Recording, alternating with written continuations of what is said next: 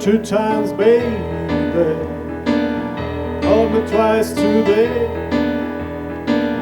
Love me 2 times, girl. I'm going away. Love me 2 times, girl. 1 for tomorrow, 1 just for today. Love me 2 times, I'm gone away. Ele escreve desde os 6 anos de idade, é poeta, escritor e é conhecido hoje em todo o Brasil como o polaco da Barreirinha. Estou falando de Tadeu Wojciechowski. Tudo bem, Tadeu? Acertei seu nome? Acertou. Muito obrigado pela sua presença. Treinou, viu, pessoal? Treinei pra caramba, porque olha... Não pensa que foi de improviso. Não foi, não. Fizemos uma oficina intensiva aqui Foi uma antes. oficina intensiva, né, Hélio? Sim. Mas estamos chegando lá, né? Tadeu, como é que é ser... Curso de linguística aplicada. Assim. Aliás, o Tadeu é um conhecidíssimo, né, como homem das letras, criador, poeta, e agora também está ingressando, aos 62 anos, no magistério, né? Eu vou voltando, né? Voltando ao Eu magistério, né? professor do Cefet de 78, de 77 a 83. Daí eu fui para a área de propaganda. Ninguém é perfeito, né? Fiquei trabalhando e estudando esse tempo, e escrevendo sem parar, né? Pô, tenho 41 livros. Né? 41 livros publicados? 31 e 10 prontos para publicar. Olha só. E vou lançar um agora. Todos de poesia ou mistura prosa? Não, filosofia. Filosofia. Koans, que é uma filosofia mais humorada. É o livro chamado Quando, Como, Onde, que eu lancei o ano retrasado. Então são pequenas histórias. Jesus escrevia através de parábolas e na cultura oriental tem uma forma de escrever onde se ensina determinada coisa através de um tipo de piada, assim. Depois, se for o caso, eu pego ali e leio alguma coisa para vocês. Ah, pois não. Que é bem legal, assim, porque não tinha na tradição da literatura brasileira esse tipo de escrever coans. E então, depois que eu traduzi o livro de Tal, junto com o Roberto Centurião e o Roberto Prado, que a gente ficou 14 anos nessa tarefa, né? O livro de Tal? O livro de Tal, que eu considero mesmo? assim o livro mais importante, um dos 3 livros mais importantes do mundo, né? Sim. E então a gente passou, são 81 preceitos, 81 poemas, como você quiser chamar, mas foi extremamente difícil fazer, extremamente difícil, foram 14 anos assim que a gente praticamente passava. 14 anos fazer uma tradução, né? Fala um pouquinho, por que essa complexidade, os cuidados que vocês tiveram que ter? Primeiro porque, veja bem, o livro de Tal originou Do contexto lá da China... e ele originou, entre outras coisas, a teoria da relatividade do Einstein. Na teoria da relatividade do Einstein tem um trecho do livro de Tal. Olha então não precisa dizer mais nada, né? Falamos tudo aí, né? Eu acho que aí você já pode imaginar. Tem um Tem texto... aquele que também que o Capra mostra que os paradigmas Sim, do Tal o tem a tal ver da com a física quântica. Claro. Você veja só que tem um preceito chamado, que a gente traduziu como Sob o manto protetor da santa ignorância. Uma página, você imagina a gente ficar 4 anos em cima de uma página. A gente teve que, por exemplo, fazer adaptações. A gente pegou Cristo, por exemplo, né? Pegamos Jesus para Cristo, na tradução. Sim. Pegamos um pouco da poesia concreta, pegamos um pouco do islamismo, pegamos um pouco da filosofia. Enfim, a gente buscou base para a tradução, assim, de tudo que é canto. A gente teve que sambar, na verdade. Sambamos em cima do livro de Tal, porque 14 o que a anos. gente não queria, que tinha várias traduções já do livro de Tal, e todas elas naquele paralelismo barato de chinês, assim, sabe? Dizer uma coisa e contradizer, dizer uma coisa e contradizer. Então aquilo a gente não queria fazer. A gente não queria fugir, lógico, é a teoria dos contrários. Tudo bem, a gente não queria fazer isso, não sair do livro em si. Mas queria dar uma explicação lógica para as coisas que o livro traz, que são muito importantes, né? Aí entrou no campo da filosofia. Isso, e daí depois a gente começou a fazer uma série de traduções, traduzimos o Corvo, de Edgar Allan Poe, depois já passei para os poemas do Mallarmé, do Rimbaud, do Baudelaire, do Boucault, do Adam Mickiewicz, que aí foi longe a história, né? Agora vai sair esse ano pela editora, é uma editora grande, só não me pergunte nome, cara, eu nunca sei essas coisas importantes eu nunca sei nada. Mas vai sair um livro nosso de traduções que São poemas contemporâneos de todos os tempos. Então, são 25 autores clássicos na visão curitibana, na visão traduzido para a linguagem O curitibana. que seria a visão curitibana, a linguagem curitibana? Curitibano é esse cara que você conhece, que Pois todos é, nós aqui o somos polaco acostumados a conviver, né, cara? faz questão de não O cumprimentar. curitibano sabe como é que é. O curitibano é um ser especial, né? É uma ecologia. Você imaginar que nessa cidade tinha Poti, Mira, Dalton Trevisan, Leminski. Paulo Leminski, Marcos Prado, Le Prévost, Alexandre França, Roberto Prado, Solda. Você imaginar que eu te coloco aqui pelo menos 300 nomes de caras que para mim são Figuraças. completamente loucos. Tadeu. Eu tento passar isso meio batido no meio desse pessoal, entendeu? Mas eu sou amigo de todos eles. Então, é uma ecologia muito rica. E eu fico pensando, às vezes, qual é outro lugar no mundo que você chega, por exemplo, você senta no bar, assim, daí chega um cara e diz assim, me explica aqui uma coisa, naquela hora que o Dante está narrando lá, o quarto círculo do inferno, entendeu? Ou pergunta assim, vem cá, mas Shakespeare, naquela hora ali, naquela noite de verão ali, ele quis dizer, sabe? Entendi. Esse O discurso, insólito, né? O esse inusitado. discurso que agrega a poesia clássica. Você veja que o maestro Otávio Camargo, agora recentemente, foi apresentar a Ilíada para os gregos. Interessante, né? Ele e a Claudete Pereira Jorge, né? Porque os gregos de hoje tem a ver com os gregos de ontem, né? Sim. Eles Teoricamente. foram lá apresentar a Ilíada para eles, em português. Isso que é mais genial. Interessante isso. Né? Isso é Então, genial. essas coisas... Mas só um curitibano vai pensar um troço desse. Não, eu vou encenar com uma atriz. O primeiro canto... O primeiro canto. O primeiro canto da Ilíada e vou apresentar lá na Grécia. Quer dizer, só um maluco, beleza mesmo, total, né, cara? Outro, não existe um ET. O ET, Entendeu? o astronauta. É por isso que eu considero assim, essa coisa do artista curitibano assim, meio uma coisa meio suspeita. Assim. Eu acho que tem um OVNI pairando que a gente não está vendo, entendeu? E que manda uns eflúvios estranhos para essa cidade aqui. E a poesia curitibana? É considerada a melhor do Brasil, né? É indiscutível. Hoje não tem. O nível que a poesia curitibana atingiu é uma coisa que não tem comparação, né? Não tem comparação. Na verdade, a gente faz uma poesia aqui hoje que ela é singular. Por que, Tadeu? Porque é singular porque a gente é meio simbolista, a gente é meio pós-modernista, a gente é um pós-tudo, a gente é um agora tudo...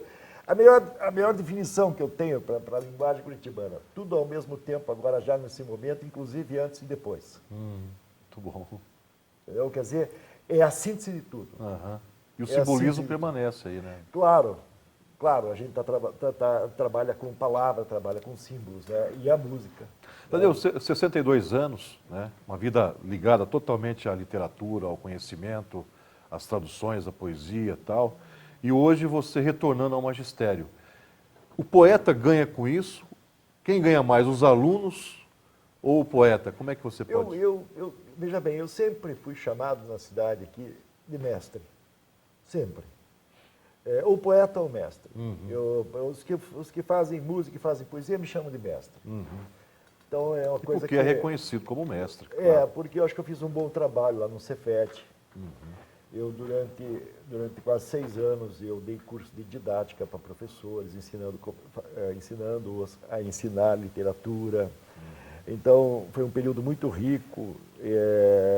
A propaganda foi lá, um dia o Lois Anete e o Sérgio Reis chegaram lá e disseram, não, você vai trabalhar na propaganda, cara, você tem um outro potencial. E eu fui seduzido pelo Canto da Sereia.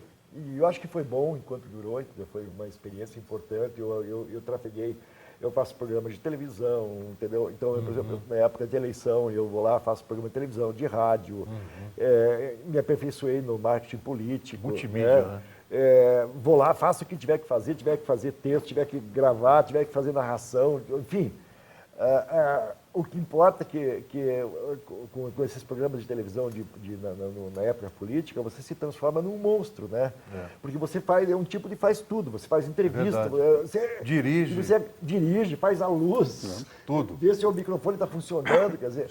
Não dorme, né? Porque vira as noites Nossa todas, senhora, né? Uma loucura. Essa última eleição, se eu te contar, cara, você nem acredita. Eu acredito.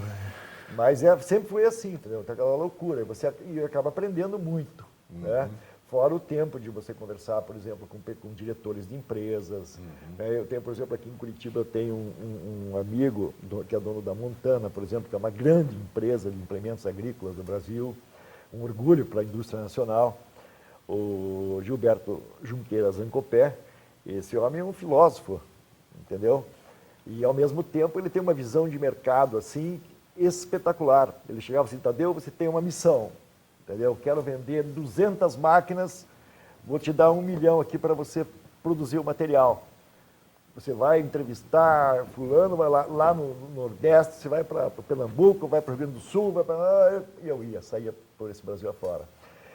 E essa troca de informação com o Zancopé, porque é um cara muito ligado a mercado, um doutor mesmo, sabe? Ele me transformou num cara muito expert em termos de mercado, quer dizer, como atingir nichos de mercado. Acabei virando um especialista. E daí, entendeu? Me especializei nisso e acabei ficando 30 anos. Só que sempre com aquela... Minto. Nesse período, me convidaram para dar um curso para professores e pró-reitores da UniOeste, lá em Cascavel. A reitora Liana me convidou.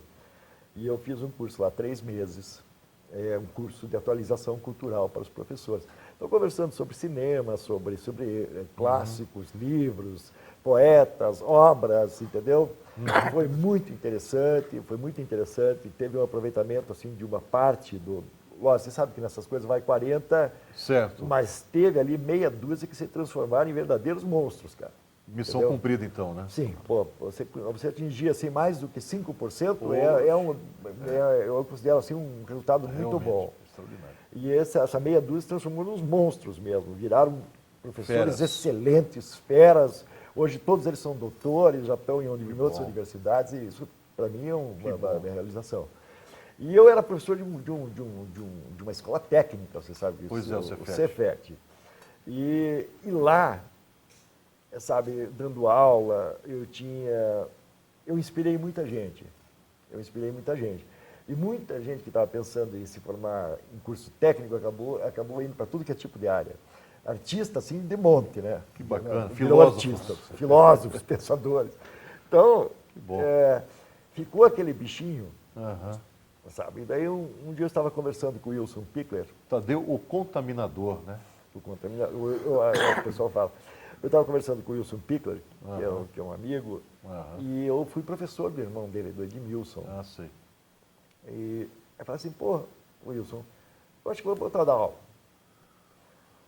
Aí ele pegou, me deu o endereço do Edmilson, mandei um e-mail para o Edmilson, e o Edmilson, pô, professor, sei lá, que saudade, vem aqui para tomar um café comigo. Eu vim. Aí fiquei sabendo que... O Pique também estudou no Cefet, né? Também. Os dois estudaram. Ele foi aluno da minha irmã. E o Edmilson também foi aluno da minha irmã. E minha irmã também dava aula lá. Aí a gente entrou em contato, eu fui lá, levei uns livros para ele, conversamos, porque havia uma lacuna enorme de tempo, né? Você imagina, em 1983, 2013. Pois é. São 30 anos. 30 anos. Mas ainda estávamos iguais, nós dois. Sim. Assim. A gente se olhou e disse, opa! Daí, cara, se identificaram. Sim, na hora, né? Você sabe que quando você é e é autêntico, e a outra pessoa é autêntica, você pode levar 100 anos, se a relação foi positiva, você começa a conversar a partir daquele ponto. E pro amor também é assim? Sim, claro. Não parece que você não parou de conversar nunca, né? Você pega, opa, e daí... Tem até uma história interessante isso. Da avó do Roberto Prado, do Marcos Prado, do poeta Marcos Prado. Diz que o marido dela saiu assim, eu vou até a esquina comprar cigarro. 30 anos depois, ele entra gritando com uma galinha debaixo do braço. Zelda, prepara para o almoço. Entrega a galinha que é 30 anos depois. Boa essa, né? Prepara para o almoço, ela já rapidinho foi fazer lá, morrendo de saudade Interessante, né, Tadeu? Que bacana, rapaz. Vem cá, e ser poeta no dia de hoje? Cabe a poesia no mundo de hoje? Cabe, Sempre nossa caberá, né? senhora. Não sei se você é meu amigo no Face, por exemplo. No Face eu tenho uma participação enorme lá de gente que eu diariamente ponho alguma coisa. Sou seu seguidor, inclusive. Então, É. você veja só, parece pouco, mas de repente você vê lá, eu ponho um poema, há um mês atrás eu pus um poema, teve 11.900 compartilhamentos. Não é pouco, né? É muita coisa, né? Nossa senhora, você imagina quantas... Olha, Acho que deve passar dos 10 milhões o número de pessoas que leu. Então, é uma coisa significativa. Com certeza. significativa. Claro que sim. Né? Já teve um outro lá, 65 mil... Visualizações. Não, visualizações não. Leitura. Compartilhamento. Compartilhamento. Compartilhamento. Dá muito mais, né? Sim. Olha isso. Falando de compartilhamento. Aham. Né? Então, é interessante. E outra, você tem um feedback imediato, né? Você coloca o poema, daqui a pouco já estão, assim, já tem um cara, pá, Interessante. entendeu? Tadeu, qual que é a sua percepção sobre a identidade do paranaense? Dizem que o Paraná não tem uma identidade porque são 3 estados.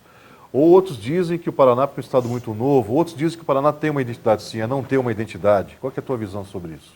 Bom, eu acho que eu tenho uma visão bem clara sobre isso. Eu acho que existe uma região que é situada aqui em torno de Curitiba, que tem uma personalidade. Que é o velho Paraná. Né? O que influencia muito é o legítimo curitibano, né? Quer dizer, o cara que nasceu em Curitiba e tem aquela tradição, aquele modo de ser, entendeu?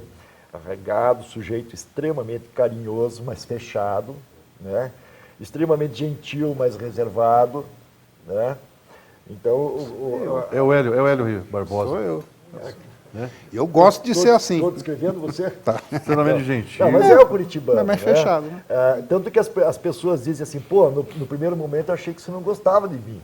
Sim. Né? Sim. Mas, pô, depois que o cara conhece, ele fica apaixonado pelos curitibanos. Não, é O pessoal de verdade. fora que vem para cá, É verdade. eles são apaixonados por curitibano. O pessoal, o Chacal, o Ricardo Chacal, que é um poeta concretista, do movimento moderno, um cara que é famoso no Brasil inteiro, ele disse que tinha medo de falar com a gente aqui. O dia que ele sentou junto comigo, com o Marcos Prado, na mesma mesa, ele falou isso, pô, não acredito que estou Vocês são sentado gente. com vocês e que a gente está conversando numa boa. Ele achava que a gente ia tirar um pedaço dele, né, cara? Ia dar uma mordida jugular, alguma coisa assim, né? E me conta, por favor, e você acha que aqui o curitibano é autofágico? O curitibano, em certa forma, por exemplo, não comigo, não com o Dal Trevisan, Sim. não com... Tem vários artistas, né? Mirama, o Soldinha, tem uma porção de gente que... Sabe? Mas o cara, quando está começando, ele tem... O pessoal meio que fica com o pé atrás. Mas é o jeito de ser, entendeu? É o jeito de ser. Depois eles vão se acostumando, vão, sabe? Porque também eles não gostam de cara aventureiro, Curitiba. Não sei se vocês repararam, que a gente é meio Verdade. tradicionalista. Então, eu acho que a primeira coisa que acontece é assim, mas esse cara não é um aventureiro, não vai ficar aí uns 3, 4 anos, daqui a pouco já não é mais músico, não é mais, sabe? Então, eu acho que o fato de o cara... porque ser poeta aos 18 anos, o músico, todo mundo é. Todo mundo faz aquela poesia lírica, confessional, né, derramando os seus sentimentos, né, sobre o mundo. Daí depois, quando o cara chega na faixa assim, dos 20 anos, 25, o cara já está meio casando, já está se formando, indo para a vida profissional, aí precisa ver se ele continua sendo poeta. Porque daí, de cada 1000, você vai ter que pegar assim, pelo menos 100 grupos de 1000 para pegar um que vai continuar. Para achar um, né? Então, daí quando o cara chega aos 40, o cara ainda é poeta. Exatamente. O cara chega aos 50, ainda é poeta. Esse é O poeta. cara chega claro. aos 60, ainda é poeta. O cara morre e a última coisa que ele disse foi um versinho. Aquela rima. E morre de emoção. Esse é o poeta, né? Esse é o poeta, né? É verdade. Morre engasgado com uma Morre rima, engasgado com a rima. É que eu pergunto, eu já ouvi coisas assim, pessoas dizendo, eu não sei, mas eu gostava mais dele quando ele não era famoso. Parece que existe a fama, o sucesso, né? Não estou dizendo que talento seja sinônimo, mas... Acontece muito no começo da minha carreira, por exemplo, eu tinha eu passei por uma ditadura militar. Com 14 anos, em 64, foi dado o golpe. No dia 1º de abril, né, a data foi mudada depois para 31 de março, porque 1º de abril Que era piada, era né? o dia da mentira, né? Mas ela aconteceu no dia 1º de abril. Você leu aquele livro 68, do Gilberto eu fui preso, Vasconcelos, né? né? Do Gilberto Vasconcelos, na República do 1º de abril, que ele conta toda essa história aí, Não li, que não li. muito interessante. Por que não no dia 1º de abril, 31 de maio? Aham. E em 68 eu fui preso, né, pela Polícia Federal. Eu narro no meu livro Assim Até Eu, meu romance, né, que agora vai virar filme. Você tinha 18 anos e foi preso. Eu fui preso. E por quê? Porque escrevia textos. Eu fui preso por causa de texto. Porque pensava. Sim. Fui preso porque uma vez acabaram com o meu clube da criação lá no Cefet, porque os alunos começaram a pensar, a falar coisas contra ao poder da polícia, de pegar um intelectual de noite, levar para um local escuro e encher de porrada. Entendeu? Então, quando as pessoas começaram a pensar, eles chegaram lá, vieram lá, viram o Clube da Criação, que era um local onde eu reunia os alunos sábado, que chegou a ter 800 jovens para falar de poesia. Eu ouvi falar de poesia, né, que eu dava palestras, e eles simplesmente acabaram, entendeu? Então eu tenho uma parte da minha poesia que aparece esse tipo de revolta contra o sistema. Mas a poesia não se presta a isso.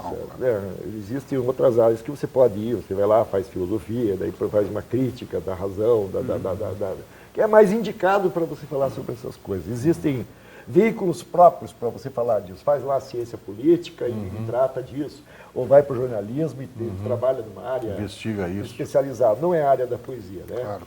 Mas ainda tem muito leitor que você diz assim, nossa, mas aqueles poemas que você era cheio de ódio, sabe? E, como eu gostava, pois é, então vai lá e compre todos os meus livros antigos. Claro. Tadeu, Leia tudo de novo. tem algum poema, algum texto que você poderia recitar para nós? Pô, mas, cara, coisa que não falta na minha vida é texto, não é texto, mas... Ó, esse aqui é o livro digital que eu te falei, ó.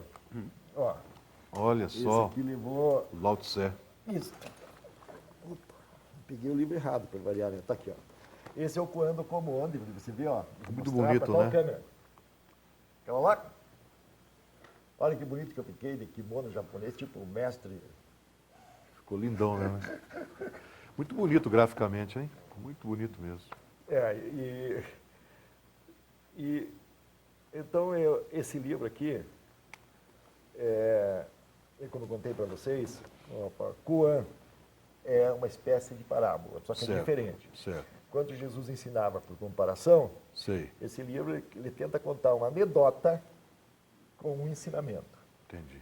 Mas na parte dedicada a Jesus, já que a gente teve que trazer ele pelo livro, Certo. eu fiz uma especialmente com a brincadeira com o pai dele, José, e com o pai, né? Certo. Então assim, Jesus vivia com fome. Tem pão, mãe? E Maria sempre lhe dava um belo naco. Jesus pegava e saía correndo que nem louco. Maria ainda o avisava dos perigos, mas Jesus nem dava bola. À noitinha, quando Jesus voltava para casa, ela perguntava, onde estiveste, filho?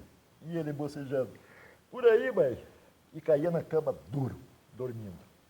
De manhãzinha, Maria acordava e Jesus já tinha se mandado. Maria punha a mão sobre o coração e rezava por ele preocupada. Um dia Jesus demorou demais e ela pediu a José que fosse procurá-lo. José, meio a contragosto, foi e encontrou-o no meio do caminho. Tua mãe está preocupada, rapaz. Por quê? Ah, sei lá. Ela não entende, pai. O que, filho? Que meu pai me deu novas atribuições? Eu? Ah, deixa pra lá, pai. Muito bem. Esse é Tadeu Wojciechowski. Olha só, né? Estou treinando, aprendendo aqui. Tadeu, seja bem-vindo ao Uninter. Eu acho que a instituição ganha muito, demonstra realmente uma preocupação em ter valores, em ter aqui gente que realmente pesquisa, que tem algo, muita coisa para acrescentar e transmitir. Parabéns mesmo para você, né? E parabéns para os alunos que terão o privilégio, a alegria de poder compartilhar com você toda essa alegria pelo conhecimento, né? A alegria de conviver, de viver o conhecimento. Aliás, a melhor alegria do mundo. A melhor alegria. Acho que, de repente, é a verdadeira alegria, né? É conhecer que se vive, né? Claro, claro. E até hoje, inclusive, a nova cognição do professor Humberto Maturana colocou como sinônimo. Viver e conhecer são sinônimos. Quem vive, conhece. Tem um Viver trecho, é conhecer. Tem um trecho do poema Monólogo da Sombra, do Augusto dos Anjos, que é meu mestre, um dos meus mestres em poesia, Fantástico. que ele diz assim, ó, somente a arte, esculpindo a humana mágoa, torna a água todo fogo telúrico profundo e reduz, sem que entanto a desintegre, a condição de uma planície alegre à aspereza orográfica do mundo. Há dentro de toda a alma existe a prova de que a dor como um dardo se renova quando o prazer barbaramente ataca. Assim também observa a ciência crua dentro da elipse ignívoca da lua a realidade de uma esfera opaca. Provo dessa maneira o mundo odiento pelas grandes razões do sentimento, sem os métodos da abstrusa ciência fria e os trovões gritadores da dialética, que a mais alta expressão da dor estética consiste essencialmente na alegria. Olha só, a mais alta expressão da dor estética consiste na alegria. Essencialmente. Vamos homenagear, essencialmente na alegria. Vamos homenagear o Tadeu, então, com um trechinho de uma música, agradecendo. Olha só, sempre aprendendo. Olha só. Squeeze me, baby, am I your man? Oh, baby, do you wanna dance? Or do you wanna dance under moonlight? Squeeze me hungry and through the night. Oh, baby, do you wanna dance? Muito bem, parabéns. Parabéns ao Tadeu. Hélio Barbosa, como é que foi o programa de hoje, na sua opinião? Encerrando com chave de ouro O com o programa foi Tadeu. deliciosamente cultural e politicamente super bem interessado. Olha só. Isso faz um programa legal. Esse é o Hélio Barbosa. Muito obrigado, Hélio. Parabéns, né? É isso mesmo. Tadeu, muito obrigado mesmo. Espero contar com você mais vezes aqui. E fico curioso para assistir a sua primeira aula quando você chegar aqui na Uninter. Vai ter uma palestra, né? Vai ter uma Estaremos palestra lá. sobre essa coisa do tudo ao mesmo tempo agora já nesse momento, inclusive antes e depois. Já tem data? Provavelmente vai ser em Começo do ano que vem. novembro, Novembro. eu acho, Ah, novembro. tá. Novembro. Estaremos lá então. Estou fazendo pós agora, né? Que bom, hein? Bom, você está ensinando na pós, né? É isso que Não, estou aprendendo porque, sabe... Questão de titulação. A especificidade da matéria é Tá diferente. certo, claro. Eu que sempre fui voltado para filosofia, para religião e para poesia, e música popular, é diferente quando você pega assim, por exemplo, amanhã eu tenho uma aula de... como é que é o nome dessa matéria aqui? Arte na educação escolar. É leis, cara. Sim, aí... Toda a coisa curricular, sabe? Então, para mim, até é difícil, cara, de estudar, porque a minha mente ela é projetada para outro tipo. As frases que eu gosto têm batucada, são diferentes. É diferente, né? Daí você pega um texto que faz... Mas você vai conseguir. Sabe? Não é... É diferente. É muito diferente. Você pega um autor como o Augusto dos Anjos, por exemplo, que toca verdadeiras sinfonias. Cada poema dele é uma sinfonia. Gente, muito obrigado ao Tadeu, obrigado à banda Prosa Curitibana, obrigado a você. Vamos encerrar esse bloco, o programa de hoje, com a banda Supercolor e a música é Minha Maldade. Um abraço a todos e até a próxima.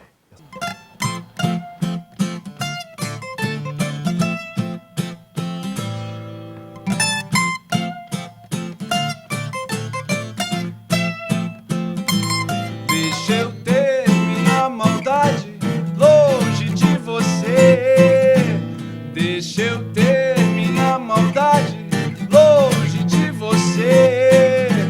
Deixa eu ter minha maldade longe de você. Deixa eu ter minha maldade longe de você. Parece que sim. Hoje acordei pensando em mim. Lembrei do jogo de botão, da geleia de uva passada no pão. Vejo os retratos antigos, escuto de novo os meus discos. Deixo a saudade bater, junto à fome com a vontade de comer. Quantos anos bons, tantas coisas sãs, medos em vão, flores amanhã. Tantos anos bons, quantas coisas sãs, medos em vão, flores amanhã. Deixa eu